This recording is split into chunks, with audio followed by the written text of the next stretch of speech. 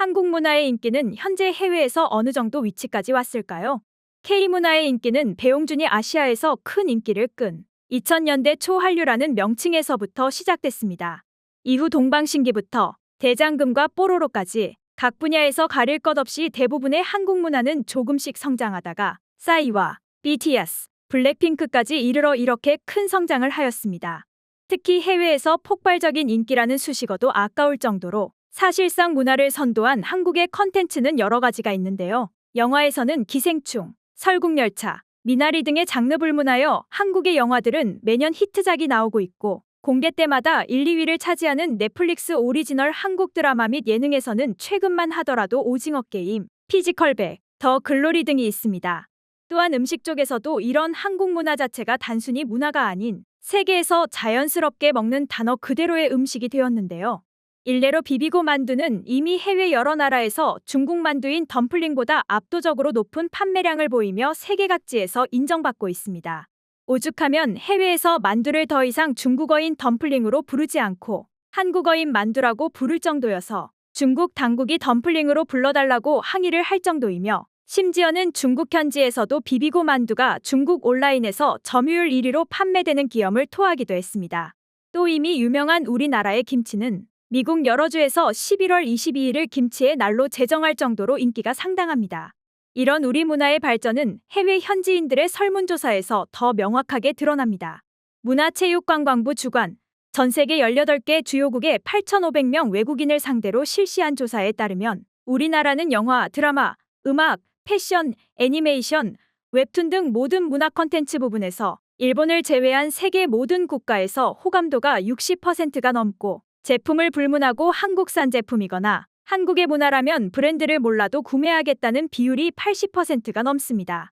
이런 K문화의 인기는 단순한 인기뿐만 아니라 이 인기를 만든 기간부터도 놀랍습니다.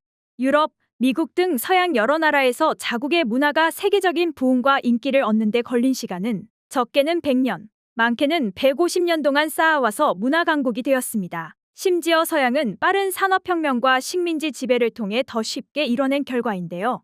하지만 우리나라는 1960년까지도 세계에서 가장 가난한 나라였고 불과 40년 만에 빠른 경제 성장이 완료된 후 다시 20년도 안 돼서 이 모든 것을 이루어냈습니다. 이런 K문화의 중심에 있는 방탄소년단의 RM이 솔로 앨범 인디고의 홍보차 스페인을 방문하였습니다. 스페인의 3대 언론 중 하나인 엘파이스는 RM과 인터뷰를 진행하였는데요. 이 인터뷰의 내용이 공개된 후 뒤늦게 해외 다른 국가들의 주요 언론들에서 해당 인터뷰를 속속 보도하며 난리가 났습니다.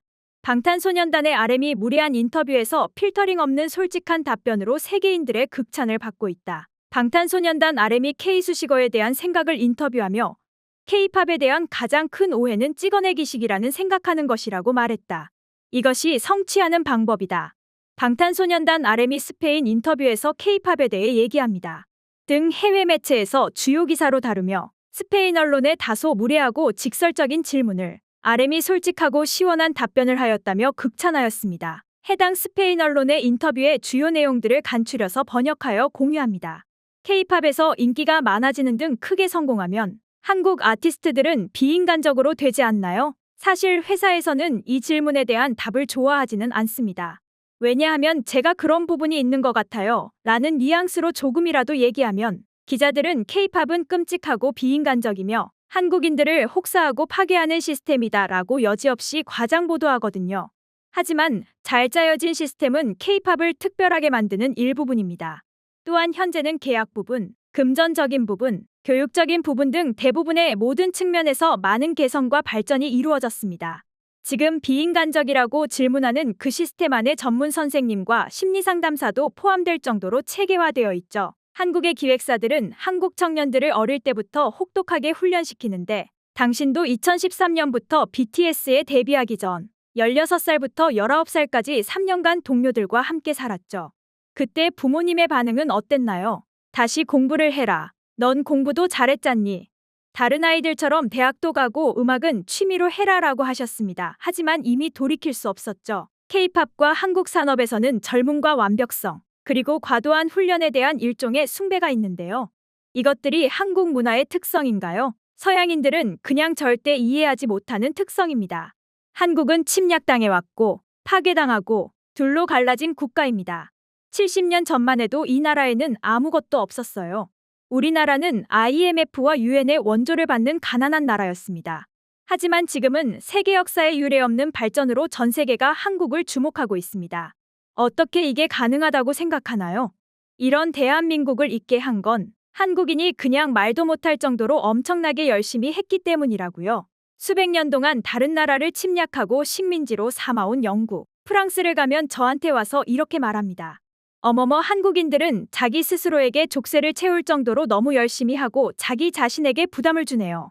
한국인들을 보면 한국에서의 삶은 스트레스 그 자체예요 라며 한국인들을 평가하죠. 맞습니다. 저희 한국인들은 이럽니다. 하지만 한국은 이렇게 했어야 했고 바로 이렇게 해서 지금의 대한민국이 된 겁니다. 이렇게 해야 성취할 수 있다는 걸 당신들은 모릅니다. 그리고 이런 노력들도 바로 K-팝의 일부분입니다. 물론 이런 급격한 변화의 그림자도 당연히 있습니다. 하지만 이 세상 모든 눈부신 발전에는 항상 부작용은 있죠. K-팝에 대한 가장 큰 편견은 무엇이라고 생각하시나요? K-팝은 공장형의 찍어내기식이라는 편견입니다. K라는 수식어는 좀 질리지 않나요? 한국 아티스트 모두에게 K라는 수식어를 붙이는 게 해외 음원사들에게는 질릴 수도 있겠죠. 그렇게 장르화하는 게 도움이 되기도 합니다. K라는 건 저희에게 프리미엄 상표 같은 것입니다. 우리 선조들과 이전 세대들이 싸워서 이뤄낸 품질 보증을 의미하는 상표라고요. RM의 이런 시원하고 정확한 대답들처럼 우리나라는 실제로 지난 70년간 눈부신 발전으로 세계를 놀라게 했습니다. 이는 다른 일반 국가들처럼 경제적인 성장만 있는 것이 아닌데요. 실제로 중국, 인도, 브라질 등 급격한 경제 성장을 한 대부분의 국가와 비교해봐도 우리나라의 소프트웨어적인 발전은 솔직히 설명이 불가능할 정도입니다. 또한 그는 처음 데뷔하는 2013년 무명 시절인데도 불구하고 광복절에 한 개념 발언이 뒤늦게 화제가 되어 네티즌들의 찬사를 받기도 하였습니다. 오늘은 광복절입니다. 역사를 잊은 민족에게 미래는 없습니다. 쉬는 것도 좋지만 독립투사분들께 감사하는 마음을 가지면 좋겠습니다. 대한독립 만세!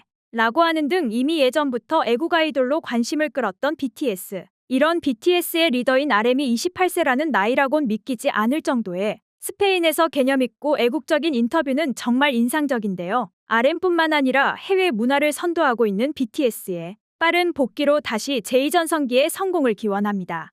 우리 아이들에게 부끄럽지 않은 나라만 만들자라는 우리들의 바람이 그 소소한 바람을 훨씬 뛰어넘어 이제는 우리 아이들에게 자랑스럽고 훌륭한 나라가 되었다는 소식을 끝으로 오늘 영상 마치겠습니다. 오늘도 끝까지 시청해주셔서 감사합니다. 바쁘시더라도 구독과 좋아요 부탁드립니다. 월드 내비게이션이었습니다. 감사합니다.